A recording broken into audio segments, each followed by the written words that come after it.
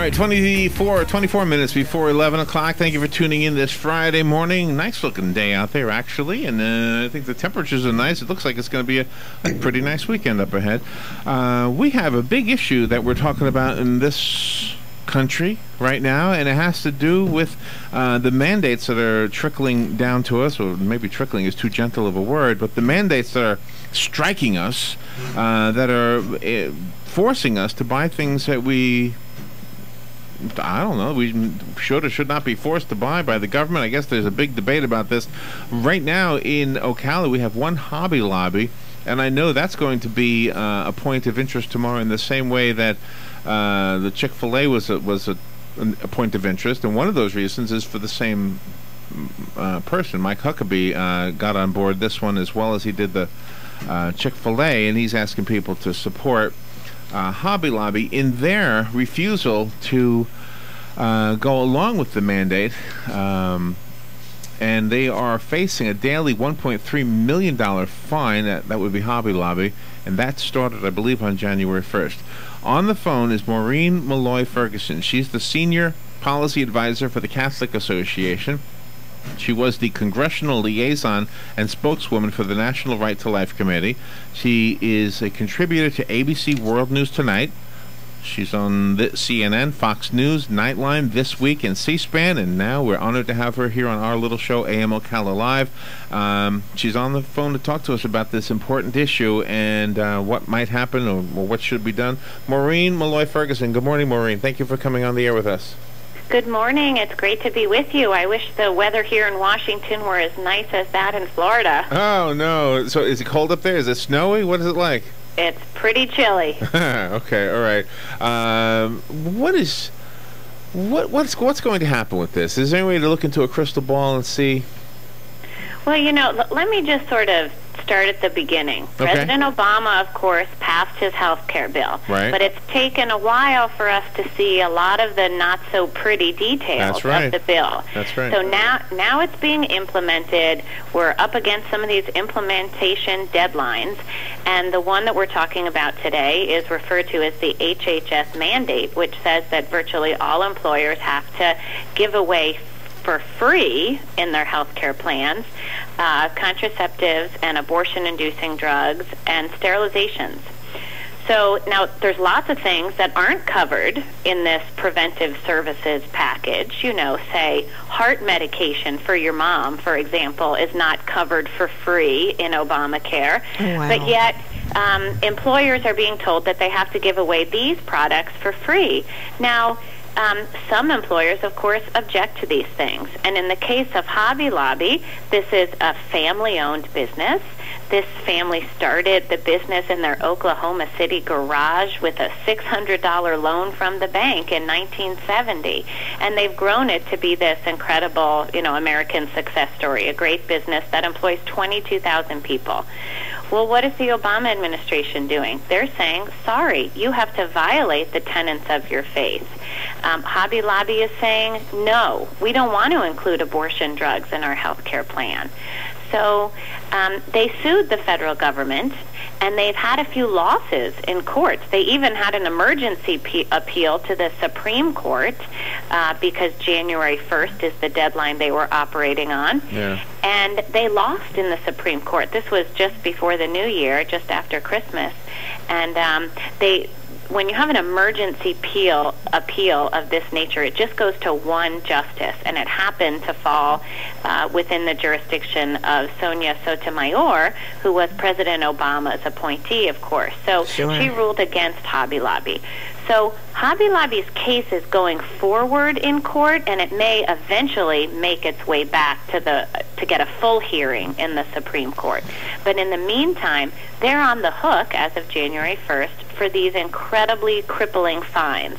As you mentioned, the fines Hobby Lobby now owes are $1.3 million a day. Per day. That's unbelievable. That is unbelievable. A day. I don't want to second guess what lawyers do, but I'm just curious. What do you think is a better strategy as far as trying to convince some judge somewhere to side with Hobby Lobby? Is it to use the religious aspect of this? In other words, these are my religious convictions, and this mandate violates them, Or is there something about the Constitution that we could use as an argument? Because I have a hard time trying to figure out if our founding fathers wanted us to take on the responsibility of our employees. I mean, isn't it my employees' responsibility to not get pregnant? Well, there's more than 40 cases snaking their way through the court system. Some of them have been successful. In fact, more have been successful than not. And what most of the lawyers are arguing in court is that this is a violation of the Religious Freedom Restoration Act, which is a bill that was passed in 1993. It was signed by President Bill Clinton. It had broad bipartisan support because this issue of religious freedom and conscience rights, there's always been broad bipartisan support until President Obama chose to shatter that consensus on conscience rights and religious liberty. So a lot of these cases are appealing to the Religious Freedom Restoration Act to say this is a violation of my religious freedom. And as I said, in most of the cases, the judges are agreeing, yes, this is a violation of the Religious Freedom Restoration Act. These lawyers can also appeal to the First Amendment because the First Amendment to our Constitution does not say that we have this narrow right to worship, as the Obama administration is arguing in courts. The Obama administration argues, well, you have a right to worship on Sunday morning within the four little walls of your church, this very narrow definition. But that's not what our Constitution says. That's right. Our Constitution guarantees a broad, robust understanding of the free exercise of religion. And that's quite different than this very narrow and narrowing definition that the Obama administration is promoting. I'm just asking your opinion on this. Do you think the Catholic religion specifically is being targeted? In other words, if another religion, and I don't want to name religions, but I mean if another religion decided to say this violates our religion, do you think it would go through, do you think there'd be less resistance? You know, the bottom line is that this is a concern for people of all faiths. Yeah. And, you know, there are Christian colleges that have sued. The majority of suits are Catholic employers, Catholic charities, hospitals, schools. But there are a lot of cases that are Christian colleges or they're for-profit businesses owned by Christian families, as in the case of Hobby Lobby. There's also a Mennonite family business in Pennsylvania that has sued. But it really is a concern for people of all faiths. And, you know, just before the elections, I spoke at a rally in Philadelphia. The first person who came up to me afterwards to thank me for speaking on religious freedom was a Jewish man. And he said, you know, I don't have any problem with contraception, but I can see that, you know, once the government is kind of crossing that line and telling people of faith how to practice their faith or how not to practice their faith, that's a grave concern to me. That's an encroachment on everyone's religious liberty. And, you know, in that case, people have used the analogy of, you know, what if there's a kosher deli? Would the government go in and tell them, hey, you have to give away free ham sandwiches? Right. You know, no matter that there's another deli down the street that good sells point. I love that. Yeah, good argument. Yeah. No matter there's another deli down the street that sells ham sandwiches, the government is saying, you, kosher deli, you have to give away, not just sell ham sandwiches. We give them away. Give away free ham sandwiches. Yeah, pay for yeah. You know, it's truly a concern to people of all faiths. And, you know, you draw a parallel like that, and people can see, well, of course the government should never do such a thing. And there was such an uproar about this Obamacare before it went to the Supreme Court. The government just seemed to ignore the will of the American people and all of the organizations in America, that they just seem to just go ahead and we'll take it to the Supreme Court. And I don't know what happened to those justices, but they voted for it. They voted and they moved it to be a tax. And I think there's really something shady about that. Well, you know, as I mentioned, this issue is probably going to wind up back in the Supreme Court. Now, not the entire issue of Obamacare, but the issue of the HHS mandate is very likely to end up back there. And I'm cautiously optimistic that we'll have a good result, because it does seem to be such a clear violation of, you know, not only the Religious Freedom Restoration Act, but also the First Amendment, obviously. So We'll see. We'll all have to keep this issue in our prayers, and hope that the full Supreme Court will come down on the side of religious liberty. Now, there's another issue I wanted to ask you about, and it's got to do with the individual circumstances of each state. There's a news story this morning that says our governor, Governor Rick Scott, is going to meet with the Secretary of Health and Human Services on Monday to discuss the federal government health care exchanges, and I'm not even sure what that means. But we have, I guess as a state, we have decided against implementing those exchanges that will sell health insurance policies under Obamacare. Is this issue... Hobby Lobby is obviously a national company, so there's many states, but will each state have... In other words, are the states offering like a protective blanket individually? No. No. Each state has a little bit of latitude in implementing, and many of the Republican governors are actually declining to set up these state exchanges. But I believe where the state declines to set up an exchange, the federal government will come in and set up an exchange in that state. So, But this HHS mandate, that's a federal mandate that covers all the states. So there's no flexibility for states with this mandate for sure. We've been talking about the Hobby Lobby situation. Maureen Malloy Ferguson is our guest. She's the senior policy advisor for the Catholic Association. You in the email that you sent us, you also mentioned Domino's Pizza's founder Tom Monahan. Yes. What happened with him? Well, a lot of people know Domino's Pizza, of course. It was started by a man named Tom Monahan, who's a very devout Catholic man.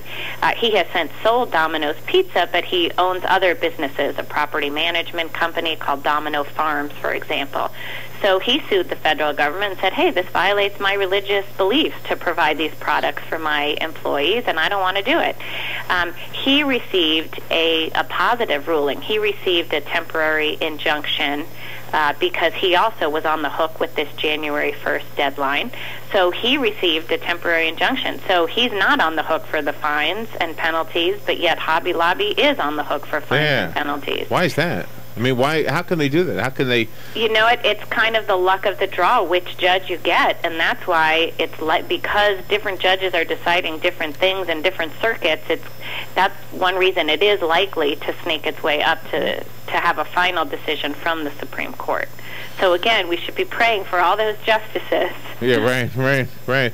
And again, your job or your role as a policy advisor for the Catholic Association, do you?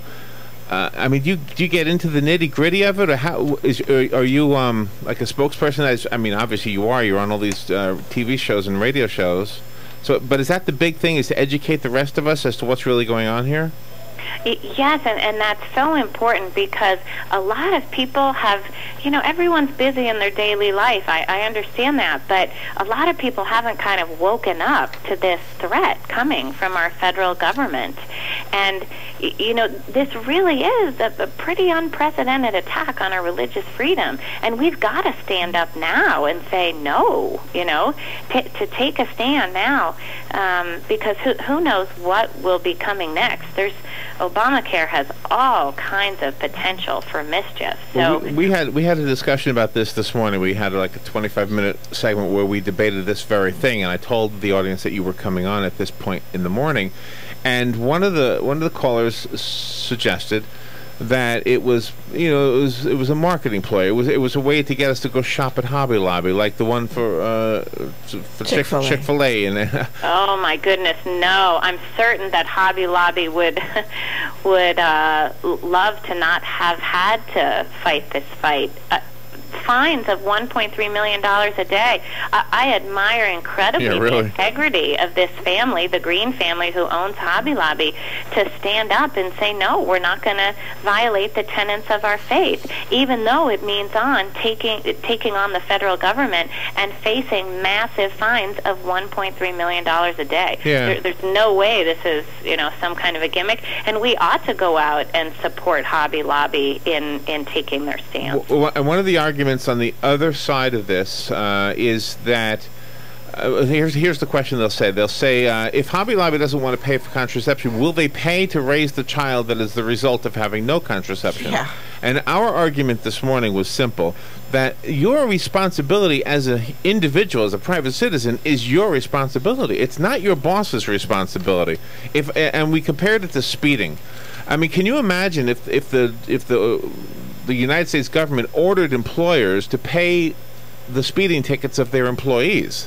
Yeah. It's because I'm not responsible to drive the speed limit, therefore my boss has to pay it. So I'm not. It's an interesting analogy. I'm not responsible for the reproductive things that I do. Right. I'm going to get a woman pregnant and then ask my boss to please pay for the contraception that takes care of my mistake. Mm-hmm. And listen, there's no problem with access to contraception in this country. A lot of healthcare plans already cover it. A lot of government programs already give it away for free. They do. And yeah, and you can buy it for $9 a month at Walmart. And there's a lot of things, as I said, that are not covered in this preventive services mandate. And I'll just give you one example. Congressman Jeff Fortenberry from Nebraska, who is the lead sponsor of this bill to overturn the HHS mandate, he has a daughter who has a serious heart condition. Now he has to write a $50 copay for her medication every month. So, people are, the Obama administration's arguing that people should have a right to demand free abortion drugs or contraception or sterilization surgery from their employers, but yet essential health care like heart medication for a little girl with a heart condition, you still have to pay a copay. That's crazy. It's just, the priorities are all upside down here. And you know what they appear to not be able to see? It's this, that if they say we have free contraceptives available over at the health department, okay, well they do not have free contraceptives. That is paid for by the taxpayer. That's right. So if suddenly contraceptives is free through your employer, suddenly the government looks like the good guy because there's no more taxes paying for them. But without that extra money that pays for those contraceptives trickles down to the consumer, which is, you might as well call it a tax. Because when I go buy my wreath to make over at Hobby Lobby, and I spend $10 on it now, next year it's going to be $10.50 because I got to pay for somebody's contraceptive. You know what I mean? It's still a tax. It's right. And you know what? There's just another issue which this reminds me of this point that you've just made, which is the Obama administration, when they first announced this, they received some heat because a lot of charitable organizations are also on the hook for these things. So a group like Catholic Charities is now being forced to pay for these products for their employees also. Or Catholic universities, like the University of Notre Dame, is also suing the federal government over this.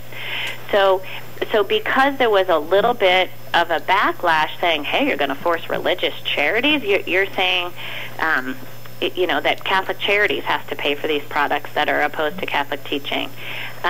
So the Obama administration, and some of your listeners may have heard this, especially because he was promoting this in the debates, he and Vice President Biden, were saying, oh, we're going to accommodate religious charities. No one's going to be forced to violate their faith. I mean, these are gross misstatements. That's right. My jaw nearly hit the floor when I watched the vice presidential debate in particular, with the misstatements coming out of Vice President Biden's mouth. I mean, it was just unbelievably misleading what he was saying, because they have not offered any accommodation. They implemented this original rule without change. All they've done is talk about an accommodation, and even the accommodation that they are talking about, it's an accounting gimmick. It doesn't even pass the straight face test. And insurers have said, well, if we do this proposal, we'll just cost shift right back onto the employers. So it's kind of a joke that they continue to refer to this accommodation, and people shouldn't be fooled by it. It's, we've learned with President Obama that you have to really read the fine print and look through the statements to see, what's true and what isn't true. Well, and I don't know religion that well, but aren't there some religions that don't believe in medical care at all? Not that I'm in favor of that, but if that's their belief, then they would be forced to buy medical care across the board. Again, that's also against isn't there some religion that believes that, Robin? Yes. there is. I don't know who they are. There is. I don't. But know anyway, the name, but you know there what? is. Even if it's not a religious issue, I mean, just the fact that we're being mandated to be responsible for somebody else's personal responsibilities. That to me, I can't imagine. So going back to my first statement, what do you see in the crystal ball? What's going to happen here? In the crystal ball, well, these cases, you know, there's many of them pending. There's over 100 individual plaintiffs, about 40 different court cases. And I think it's going to end up back in the Supreme Court. And as I mentioned earlier, I am cautiously optimistic that the full court, when they have a full hearing on the issue, I think they will come down on the side of religious liberty and say that this is a violation of the First Amendment. It is a violation of the Religious Freedom Restoration Act, because the government is supposed to very deeply respect people's religious views. And I just don't think this policy is going to meet the test set up in the Religious Freedom Restoration Act. But, you know, there's no way to predict for sure. So, as I said, again, we need to keep this issue in our prayers, keep the justices in our prayers, and we need to continue to work to educate ourselves. Visit our website at thecatholicAssociation.org if you want to stay up to date on this. Like us on Facebook or Twitter to help follow along on this issue. Yeah, that's a good idea. And communicate to your members of Congress, because they need to hear from us. Now, in Florida, you guys have Senator Marco Rubio, who has been a great leader on this issue. Marco Rubio arrived in the Senate. When he heard about this policy, he immediately introduced a bill to overturn this policy. So he's been a real hero and champion on this issue. So we definitely commend Senator Rubio for his leadership on this issue. But your House members need to hear from you. And, you can just pick up the phone and call the Capitol switchboard. They'll connect you with your member of Congress. Yeah, right. Don't be intimidated, Pick up the phone. How is this going to work? Let's say Hobby Lobby and everybody loses. Let's say the government gets their way. And everybody says, oh, man, I hate this, but I have to do it. I don't want to go to jail or whatever. All right, so now the Catholic associations and the other people who are opposed to this, they're doing something against their will. Okay. How does this work? Let's say I go to the church. I mean, not to the church, but let's say I work for Hobby Lobby. Do I go to my boss and say, hey, can I get a pill? I mean, how do I actually get the pill? Yeah, exactly. Well, it's facilitated through the insurance company is how you actually get it. So it's paid for. But it's Hobby Lobby has to pay for it. I got it. Right. And we don't know exactly how this is going to play out because it's such an unprecedented situation. Hobby Lobby is on the hook now for $1.3 million a day since January 1st. Yeah. But because it's so unprecedented, they don't know, we don't know, how is the IRS going to collect these penalties? We don't even know. I mean, that's how sort of new and ridiculous this policy is. Yeah, because when a person doesn't pay their taxes, I know because I was in this situation, I lost my house. Because before I could pay, everything back, the government came in and they gave me penalties each day, plus interest on those penalties each day, plus interest on the amount I owed, and I lost my house. Now, people say this is going to go away with Hobby Lobby. It's not, because once the government sinks its claws into you and tells you you owe them money, they're going to do all they can to take everything away from you. And I can see this coming down the road. And, in a struggling economy, when we have a successful business that employs 22,000 people around the country, it's a pretty bad move. But it looks like that's where the administration is going. And now how about the people that work for the public sector that are paid for taxpayer dollars and their families? I mean, are all of the elected congressmen like Michelle Obama, their daughters and everything, are they, given all of these contraceptives and things now? I mean, they're going to be under the same law, yes. Yeah. Well, and I guess they want it, huh? Right. Maureen, I appreciate the fact that you've taken some time out of your day to be with us. For our listeners, it sounds like the message is right, and call your congressmen, your senators, and be part of any organized movement to show disapproval of this, if you disapprove of this. Do you want to leave us with a website, Maureen? Anything? Sure, and I'll also leave you with the number of the Capitol Switchboard. Okay. But our website is thecatholicassociation.org. Okay. I've said, also go ahead and like us on Facebook if you want to keep up to date on some of these issues. And the number of the Capitol Switchboard is 202-225-3121. And again, you just give them your zip code. They'll connect you with your member of Congress's office. You'll just talk to a staff person, but make sure you give them your address and ask for a response so they're sure to tally your call. But people really need to speak up. Listen, thanks for having me on, and you're have welcome. a good day. Can I just repeat the phone number, make sure I got it right? It's 202-225-3121. That's correct. All right. Thank you, Maureen. Thank you for being with us. Good to be with you. All right, we'll take a little break and we'll be back. Life's journey has many ups and downs, but you can take comfort in the knowledge that Robert's Funeral Home is here to serve you and your family with loving care and dignity. The Roberts family has been providing their caring services since 1898 and offer traditional, custom, cremation, and veteran services. Pre-made arrangements are also available. Roberts Funeral Homes. Great funeral homes serve great people. This is Wendy and Will of Dex Imaging. By now, you might be tired of hearing us talk about Dex. So instead of us telling you how much Dex can save you on your copier costs and how we can help your office be more efficient, we thought we'd let Judy tell you. Hi, I'm Judy, the office manager of Graper Facial Institute here in Gainesville. We operate 8 medical offices, so I was looking for a document management system that would copy, scan, print, and share documents among all of our locations, but something that was with